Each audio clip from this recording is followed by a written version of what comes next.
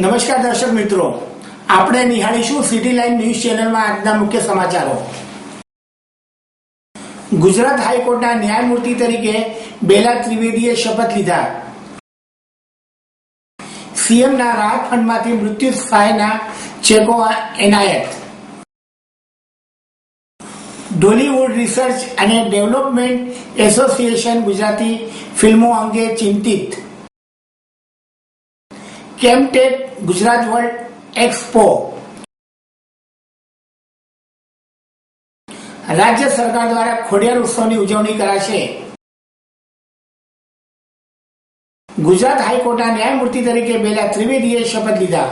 ગુજરાત હાઈકોર્ટના ન્યાયમૂર્તિ તરીકે નિયુક્ત થયેલા બેલાબેન ત્રિવેદીને ગુજરાત હાઈકોર્ટ ખાતે ગુજરાત હાઈકોર્ટના કાર્યકારી ચીફ જસ્ટિસ જયંત પટેલે હોદ્દા અને ગોપનીયતાના શપથ લેવડાવ્યા હતા। શપથવિધિના આ અવસરે ગુજરાતના કાયદા પ્રધાન પ્રદીપસિંહ જાડેજા, ગુજરાત હાઈકોર્ટના ન્યાયમૂર્તિઓ એડવોકેટ જનરલ કમલ ત્રિવેદી, હાઈકોર્ટના રજિસ્ટ્રાર બીએન કારિયા અને સિનિયર એડવોકેટ્સ હાજર રહ્યા હતા। આ પ્રસંગે રાજસ્થાનથી બદલી થઈને ગુજરાત આવેલા બેલાબેન ત્રિવેદીના પરિવારના સભ્યો પણ હાજર રહ્યા હતા। સીએમના રાહત ફંડમાંથી મૃત્યુ સહાયના ચેકો એનાયત। સુરત જિલ્લાના પંચાયતના પ્રમુખ શ્રી સુરેશભાઈ પટેલ અને ધારાસભ્ય શ્રી ઈશ્વરભાઈ પરમારે પૂર્ણા નદીના પુલ પરથી બસ નીચે પડવાના કારણે સર્જાયેલી ગમખ્વાર દુર્ઘટનામાં બારડોલી તાલુકાના મૃત્યુ પામેલા વ્યક્તિઓના વારસદારોને આજે ₹4 લાખની મૃત્યુ સહાયના ચેકો વિતરણ કરી તેઓના પરિવારોને દિલસોજી પાઠવી હતી। ઉલ્લેખનીય છે કે તાજેતરમાં જ ગત તારીખ 5મીના રોજ નવસારી જિલ્લાના સુપા ખાતે સર્જાયેલા દુર્ઘટનામાં 42 વ્યક્તિઓના મૃત્યુ થયા હતા। આ ઘટનાના પગલે માનનીય મુખ્યમંત્રીશ્રીના રાહત ફંડમાંથી ₹4 લાખની મૃત્યુ સહાય આ કમનસીબ વ્યક્તિઓના વારસદારોને ચૂકવવાની જાહેરાત કરવામાં આવી હતી। આ અકસ્માતમાં મૃત્યુ પામેલા સુરત જિલ્લાના 11 વ્યક્તિઓ પૈકી બારડોલી તાલુકાના 9, મહુવા તાલુકાના અને પલસાણા તાલુકામાંથી એક વ્યક્તિને સમાવેશ થાય છે। આ ચેક વિતરણ વેળાએ તાલુકા ભાજપ પ્રમુખ શ્રી ભાવેશભાઈ પટેલ, સભ્યો સર્વશ્રી તથા બારડોલી પ્રાંત અધિકારી શ્રી જે રાઠોડ સાથે રહ્યા હતા। ઢોલીવુડ રિસર્ચ અને ડેવલપમેન્ટ એસોસિએશન ગુજરાતી ફિલ્મો અંગે ચિંતિત। ઢોલીવુડ રિસર્ચ અને ડેવલપમેન્ટ એસોસિએશને આજે અમદાવાદમાં ગુજરાતી મૂવી મેકર્સ દ્વારા કરાતા સંઘર્ષ અંગે ચર્ચા કરી હતી। આ એસોસિએશને દ્રઢપણે માને છે કે ગુજરાત સરકાર દ્વારા પ્રાદેશિક ફિલ્મો માટે સબસિડી આપવા અંગેની જે મોટિવેશન સ્કીમો રજૂ થઈ છે તે માત્ર નામ પૂરતી જ છે, જેને ચાણક્ય નીતિ કહેવામાં કંઈ ખોટું નથી। એસોસિએશનના પ્રમુખ અક્ષાંત પટેલે કહ્યું હતું કે રાજ્ય સરકાર દ્વારા રજૂ કરાયેલી યોજના જે કમિટીઓ તૈયાર કરી છે તેમાં એક પણ પ્રોડ્યુસર નથી। તેમાં બોમ્બેના કેટલાક કલાકારોનો સમાવેશ કરાયો છે જેમને ગુજરાત સાથે કોઈ નાતો નથી। તેથી તેઓને એ ખ્યાલ જ આવી શકે છે કે ગુજરાતના પ્રોડ્યુસરને કઈ બાબતોનો સામનો કરવો પડતો હોય છે। કોઈ પણ સરકાર કરતા અલગ ગુજરાત સરકારે ફિલ્મોમાં સબસિડી અંગે નિયમો એવી રીતે બનાવ્યા છે કે જેમાં ફિલ્મ કેટલો બિઝનેસ કરે છે તેના પર સબસિડીનો આધાર રહે છે, જ્યારે સબસિડી ફિલ્મની ગુણવત્તા અને ક્વોલિટીના આધારે રહેવી જોઈએ। એસોસિએશને આ બાબતની ચિંતા રાજ્યના મુખ્યમંત્રી સમક્ષ પણ આરટીઆઈ સાથે રજૂઆત કરી છે, પરંતુ સીએમઓ તરફથી હજુ સુધી કોઈ પણ જવાબ મળ્યો નથી। ઢોલીવુડ રિસર્ચ એન્ડ ડેવલપમેન્ટ એસોસિએશન ગુજરાતની પ્રાદેશિક ફિલ્મોના ભાવિ વિશે ચિંતિત છે અને તેઓને આશા છે કે રાજ્ય સરકાર દ્વારા જે સબસિડી પ્લાન રજૂ થશે તેની ગુજરાતી મૂવી ઇન્ડસ્ટ્રીના મેકર્સ અને થિંકર્સની તરફેણમાં હશે।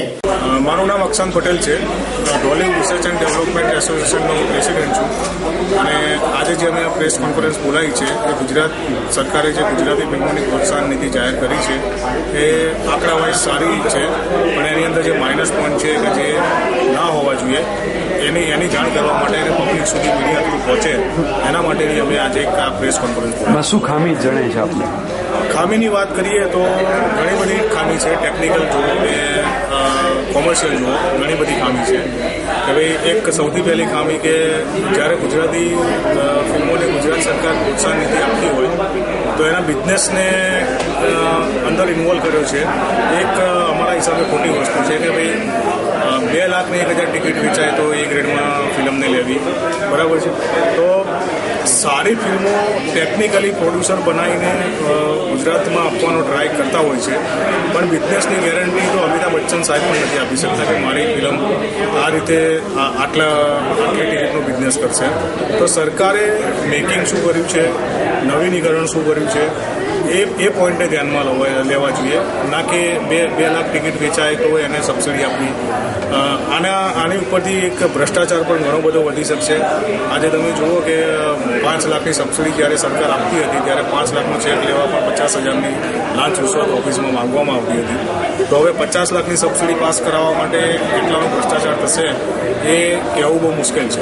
કેમટેક ગુજરાત વર્લ્ડ એક્સપો ગુજરાતમાં અમદાવાદ ખાતે chemical, petrochemical, pharmaceutical, processing technology, plant machinery, fertilisers, advance અને ઓટોમેશન અને વોટર ટેકનોલોજીના કેમટેક ગુજરાત વર્લ્ડ એક્સપો 2016 નામના 3 દિવસીય ગ્લોબ એક્ઝિબિશન અને કોન્ફરન્સનો પ્રારંભ થયો છે. 3 દિવસની mega event Chemtech Gujarat expo 2016 દરમિયાન ભારત સહિત 14 દેશોમાં 200 જેટલા chemical industrial automation technology providers માટે વિશાળ પ્રોસેસિંગ ઇક્વિપમેન્ટ અને મશીનરી ફેક્ચરિંગ, તેમના અદ્યતન ટેકનોલોજી અને સેવાઓ, refinery, petrochemical, fertiliser, pharma, biotechnological અને વિવિધ સંબંધિત મેન્યુફેક્ચરિંગ ઇન્ડસ્ટ્રી માટે પ્રદર્શિત કરશે. કેમટેક વર્લ્ડ એક્સપો અને કોન્ફરન્સનું આયોજક કેમટેક ફાઉન્ડેશન દ્વારા ગુજરાત સરકાર, ઇન્ડિયન એક્સટેન્શન બ્યુરો, ઇન્ડેક્ટ-બી સાથે ભારતના કેમિકલ્સ અને પેટ્રોલિયમ મંત્રાલય સહયોગથી અમદાવાદમાં ગુજરાત યુનિવર્સિટી કન્વેન્શન અને એક્ઝિબિશન સેન્ટરમાં કરવામાં આવ્યું છે. આ ઇવેન્ટનું ઉદઘાટન ઇન્ડસ્ટ્રીના અગ્રણીઓ જેમ કે L&T હાઇડ્રોકાર્બન એન્જિનિયરિંગના MD અને CEO સુબ્રમણ્યમ શર્મા, RELના group project foreman and project B Narayan, TKIS India અગાઉ UHE ઇન્ડિયાના managing director PD Samudra, L&T hydrocarbon એન્જિનિયરિંગના પૂર્ણ સમયના ડિરેક્ટર અને senior vice president K Ravindranath, Chemtrols industry private લિમિટેડના મેનેજિંગ ડિરેક્ટર નંદાકુમારે સંયુક્ત રીતે કર્યું હતું. ઇન્ડસ્ટ્રીના અગ્રણીઓ કે જેઓ વિવિધ સેમિનાર્સ તથા ઓડિયન્સને સંબોધિત કરશે, તેમાં RLના ગ્રુપ પ્રોજેક્ટ પ્રોક્યોરમેન્ટ અને project B Narayan, TKIS India અગાઉ UHDE ઇન્ડિયાના managing director PG Samudra, L&T hydrocarbon engineering પૂર્ણ સમયના ડિરેક્ટર અને senior VP K Ravindranath, Chemtrol industry private લિમિટેડના managing director Nandakumar, central water કમિશનના chairman AB Pandya, Gujarat state fertiliser corporation લિમિટેડના CMD SK Nanda, chairman managing director Nalco તથા ગુજરાત આલ્કોઇલ અને કેમિકલ GCLના MDA M તિવારી સામેલ રહેશે. એક્સપોમાં સામેલ થનારી મોટી કંપનીઓમાં India oil, Gujarat refinery, Gujarat state fertiliser અને કેમિકલ લિમિટેડ, GSCL, ટિબોસેક્સ ગ્રુપ, સેમસંગ, I2 કંપુ, કેમટ્રોલ, P-કેમ, એન્ટરપ્રાઇઝ એડવાન્સ સમાજ સામેલ છે. મારું નામ મૌલિક જસુભાઈ છે. હું જસુભાઈ ગ્રુપનો વાઇસ ચેરમેન અને કેમટેક ફાઉન્ડેશનનો પ્રેસિડેન્ટ છું. અહીંયા આપણે ભેગા થયા છે કેમટેક ફાઉન્ડેશનનો કેમટેક વર્લ્ડ એક્સપો, જે અમદાવાદમાં પહેલીવાર થઈ રહ્યો છે. કેટલા સ્ટોલ્સ છે?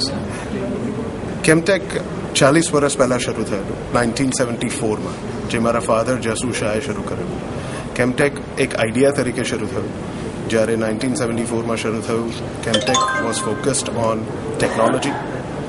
પછી મિડ-90sમાં એનો ફોકસ ચેન્જ થયું ઇનોવેશન, અને હવે ઇન 2000 અમારું ફોકસ છે ઇન્વેન્શન. અહીંયા આગળ the entire industry is represented from Reliance to GSFC to GACL to Larsen and Toubro. બધી મેજર હાઇડ્રોકાર્બન કંપનીઝ અહીંયા આગળ પ્રેઝન્ટ છે. આ વખતનું એક્ઝિબિશનમાં 200થી વધારે કંપનીઓએ પાર્ટિસિપેટ કર્યું છે અને 50થી વધારે મેજર ટેકનિકલ સ્પીકર્સ છે, જે 3 દિવસની કોન્ફરન્સમાં ટેકનોલોજી, ઇનોવેશન, ઇન્વેન્શનની વાત કરશે. અત્યારે ઉદ્ઘાટનમાં આ એક્ઝિબિશન અમે for the industry by the industry ચલાવીએ છીએ. એટલે અમારે પ્રાઇમરી ઉદ્ઘાટનમાં અમે ઇન્ડસ્ટ્રી લીડર્સને બોલાવીએ છીએ. એટલે અત્યારે ઉદ્ઘાટનમાં chairman and managing director of GSFC, chairman and managing director of GACL, managing director of Larsen and Toubro, group president of Reliance industries, આ બધા ઇન્ડસ્ટ્રી લીડર્સ ઇનોગ્યુરેશનમાં હશે. આ એક્ઝિબિશનથી ફાયદો શું થશે? આ એક્ઝિબિશન એક ઇન્ડસ્ટ્રી પ્લેટફોર્મ છે જ્યાં આગળ ડાયવર્સ ઇન્ડસ્ટ્રી પ્લેયર્સ ડિસ્પ્લે એમની ટેકનોલોજીઝ, એના ઇક્વિપમેન્ટ, એના નવા આઈડિયાઝ, એના નવા ઇનોવેશન. ઓલ્સો અમે સ્ટુડન્ટ્સ પર ઘણું ફોકસ કરીએ છીએ. 40થી વધારે ઇન્સ્ટિટ્યૂટ્સમાંથી સ્ટુડન્ટ્સ આવવાના છે એક્ઝિબિશનમાં પાર્ટિસિપેટ કરવા. હવે સ્ટુડન્ટ આઉટરીચ પ્રોગ્રામમાં સ્ટુડન્ટ્સ દે પ્રેઝન્ટ પેપર્સ, એ લોકો પ્રોજેક્ટ એમના પોતાને પ્રેઝન્ટ કરે, એમના નવા આઈડિયાઝ પ્રેઝન્ટ કરે, અને સ્ટુડન્ટ્સને ઇન્ટર્નશીપ પણ મળી શકે. જે ઇન્ડસ્ટ્રી લીડર્સ સ્ટુડન્ટને મળે એ લોકોની જોડે ઇન્ટરવ્યૂ કરીને એ લોકોની સાથે એ લોકોને ઇન્ટર્નશીપ પણ આપે. આ જ રીતે ઇનોવેશન અને ઇન્વેન્શન થઈ શકે કે ઇન્ડસ્ટ્રી અને એકેડેમિક્સ બેઉ સાથે ભેગા મળીને we create a very very strong industry platform and industry ecosystem. રાજ્ય સરકાર દ્વારા ખોડિયાર ઉત્સવની ઉજવણી કરાશે.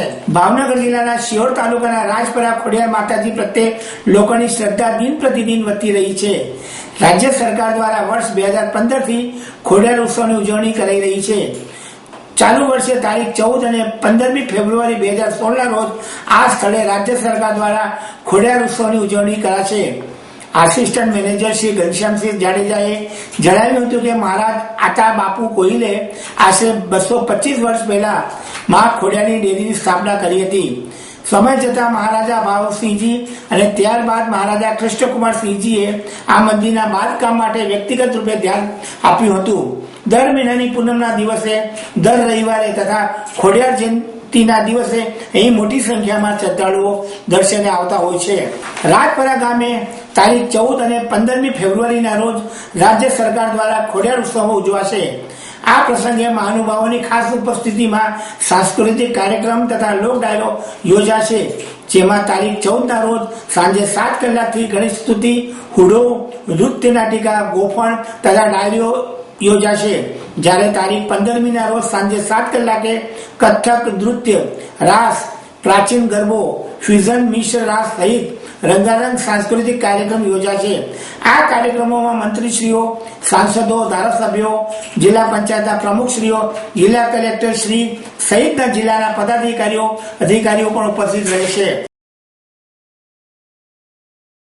આપ નિહાળતા રહો સિટી લાઈન ન્યૂઝ ચેનલ.